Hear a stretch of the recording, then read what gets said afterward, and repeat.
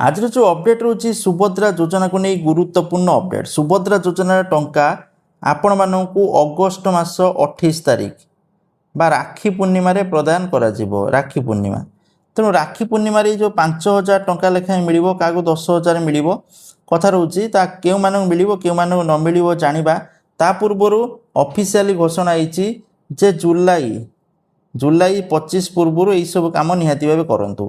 देखो बहुत सारा हिताधिकारी मानकर केवाईसी कटि जाइए माने सुभद्रा योजना आपण मैंने स्टाटस चेक करेंगे जदि आपणकर केवाईसी देखा ताल आउ थे केवाईसी कर दिंतु। बहुत सारा हिताधिकारी प्रोब्लेम होती जुलाई 25 भीतर न करेंगे ताल अगस्ट 28 पैसा आसवनी। आ सेकेंड हिताधिकारी माने बहुत सारा हिताधिकारी से बैंक रे डीबीटी एनाबल नहीं, बैंक रे डीबीटी कटि जाइए कहना बहुत सारा लोक बैंक रे ट्रांजेक्शन करना मिनिमम बैलेंस रखुना से डीबीटी कटि जाऊँगी। तेणु बैंक जाकि आपण मैंने कौन करूँ ना केवाईसी फॉर्म भरतु आ डीबीटी एनाबल करूँ जुलाई 25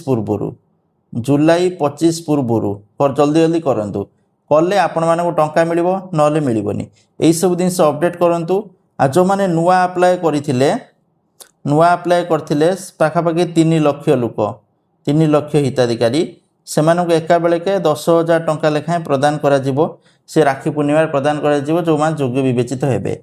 आउ जुलाई 25 भितर घोषणा करा जाइछि जुलाई 25 भितर जो एजेंट माने गाँ गाँ बुलिक भेरीफाए करछन्ती जुलाई 25 भितर ता कंप्लीट हबो आ अगस्ट 28 रे टंकाटा प्रदान करा जीवो।